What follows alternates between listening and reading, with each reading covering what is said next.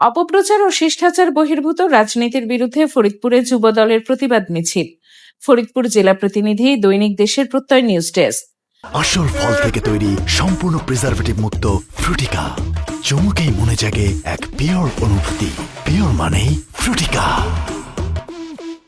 অপপ্রচার, শিষ্টাচার বহির্ভূত কর্মকাণ্ড ও রাজনীতির বিরুদ্ধে ফরিদপুর জেলা ও মহানগর যুবদলের উদ্যোগে প্রতিবাদ মিছিল ও পথসভা অনুষ্ঠিত হয়েছে।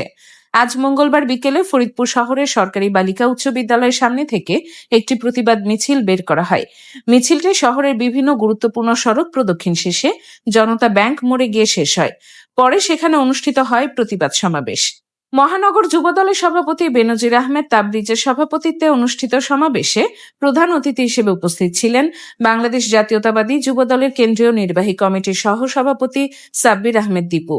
এ সময় আরও বক্তব্য দেন কেন্দ্রীয় নির্বাহী কমিটির সহসভাপতি মোহাম্মদ মিরাজ আব্দুল্লাহ, যুগ্ম সাধারণ সম্পাদক অ্যাডভোকেট মনির হোসেন সোহাগ, মহানগর যুবদলের সাধারণ সম্পাদক আলী রেজওয়ান বিশ্বাস তরুণ, সিনিয়র সহসভাপতি এম ইউসুফ, জেলা কমিটির সহসভাপতি KM জাফর এবং জেলা যুবদলের সভাপতি রাজীব হোসেন।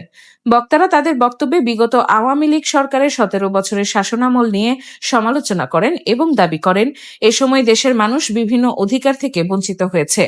তারা বলেন, নিষিদ্ধ ঘোষিত আওয়ামী লীগ ও এর অঙ্গ সংগঠনগুলোর যে কোনো অতৎপরতা প্রতিহত করতে যুবদলের নেতাকর্মীরা রাজপথে সক্রিয় থাকবে। সমাবেশে বক্তারা আরও বলেন, দেশের উন্নয়ন ও সাধারণ মানুষের কল্যাণে জাতীয়তাবাদী শক্তিকে ঐক্যবদ্ধভাবে কাজ করতে হবে।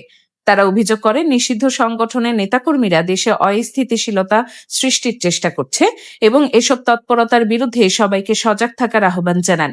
সমাবেশ শেষে নেতাকর্মীরা আগামী দিনে সকল ধরনের অতৎপরতা রুখে দিতে ঐক্যবদ্ধ থাকার প্রত্যয় ব্যক্ত করেন।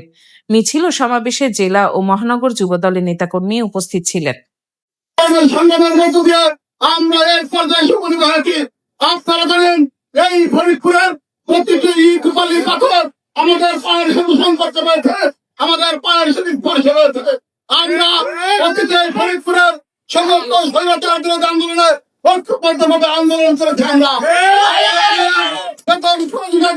অবস্থায় এবং আমাদের প্রধানমন্ত্রী তারেক রহমানের নির্দেশে আমরা প্রতিটি কর্মসূচি ফরিদপুর শহরে বাস্তবায়ন চেষ্টা করেছি।